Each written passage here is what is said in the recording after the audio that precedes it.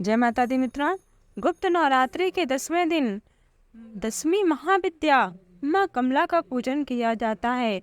माँ कमला माँ लक्ष्मी का ही स्वरूप माने जाते हैं। जो व्यक्ति माँ कमला का पूजन करता है उसके जीवन में सभी प्रकार की उन्नति होती है। माता कमला रानी कमल के आसन पर आसीन और हाथ में कमल पुष्प धारण किए हुए सुशोभित हो रहे हैं। श्वेत वर्ण के 4 हाथी अपने सूंड में सुवर्ण कलश लेकर श्रवण के समान कांति लिए हुए माँ को दुग्ध से स्नान करा रहे हैं। दरिद्रता, संकट, गृह क्लेश और अशांति को दूर करती है माँ कमला रानी। इनकी सेवा और भक्ति से व्यक्ति को सुख और समृद्धि के साथ साथ शांति भी प्राप्त होती है। जिसके ऊपर माँ कमला प्रसन्न होती हैं उसके जीवन में इस समृद्धि, धन, नारी, पुत्रादि तो सुलभ होता ही है, साथ ही इनके जीवन में यश की भी प्राप्ति होती है। इन महाविद्या की साधना किसी नदी या तालाब या समुद्र में गिरने वाले जल में कंठ के बराबर जल में डूबकर करना चाहिए। गुप्त नवरात्रि में माँ का थोड़ा सा भी पूजन करने से माँ कमला प्रसन्न हो जाती हैं। इनकी पूजा करने से व्यक्ति साक्षात कुबेर के समान धनी और विद्यावान हो जाता है। व्यक्ति का यश और व्यापार व प्रभुत्व पूरे संसार में प्रचारित होता है। अतः जो मनुष्य वैभव के अभिलाषी हैं उन्हें माँ कमला का पूजन अवश्य करना चाहिए। अब आइए हम माता कमला के प्राकट्य की परम पावन एवं पौराणिक कथा को श्रवण करते हैं। आप भी एक बार प्रेम से कमेंट बॉक्स में जय माँ कमला अवश्य लिखें। श्रीमद् देवी भागवत के 8वें स्कंद में यह माता कमला के उद्भव की विस्तृत कथा आती है। एक बार जब देवताओं में असुरों के द्वारा अमृत प्राप्ति के उद्देश्य से समुद्र मंथन किया गया, तभी समुद्र मंथन के समय माँ कमला का प्रादुर्भाव हुआ।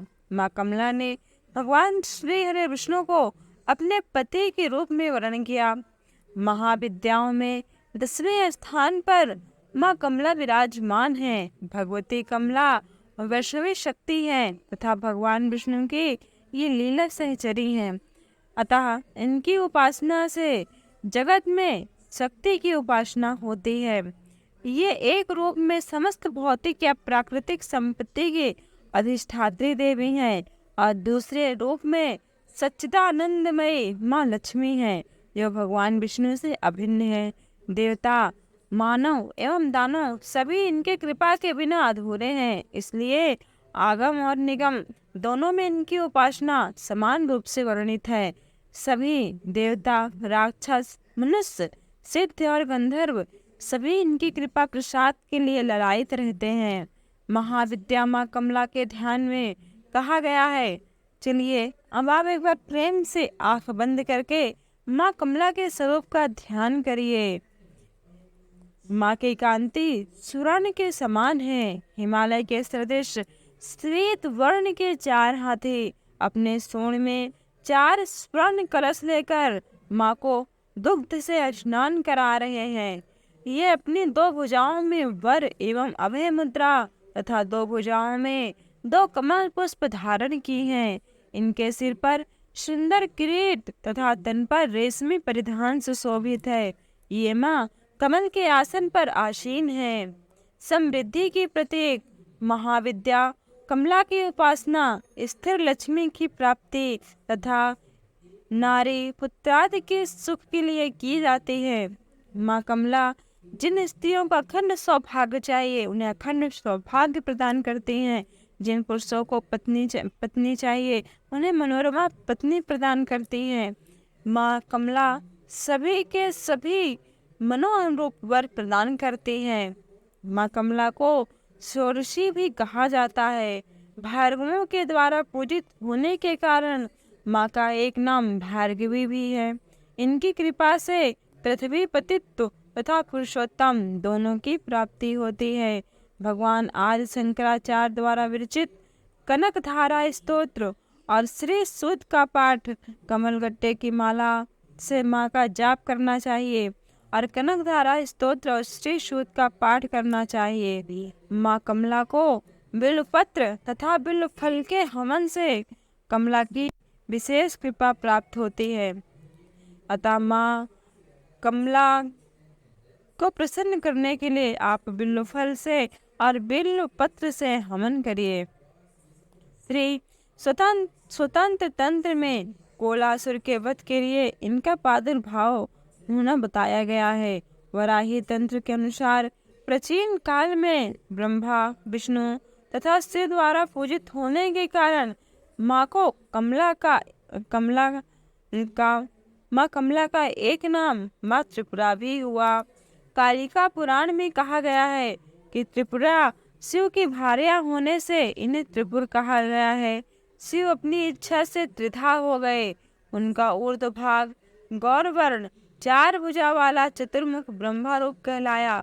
मध्य भाग नीलवर्ण 1 मुख और चतुर्भुज विष्णु कहलाया तथा अधो भाग स्फटिक वर्ण अधो भाग जो उनका आधा भाग स्फटिक वर्ण था वह पंचमुख होकर भगवान शिव का रूप कहलाया।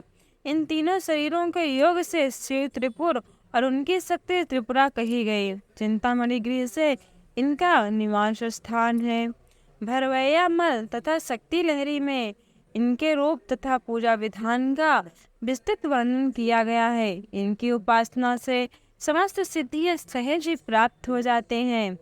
पुरुष सूक्त में माँ लक्ष्मी को लक्ष्मी पत्नियां कहकर कमला को परम पुरुष भगवान विष्णु की पत्नी बतलाया गया है।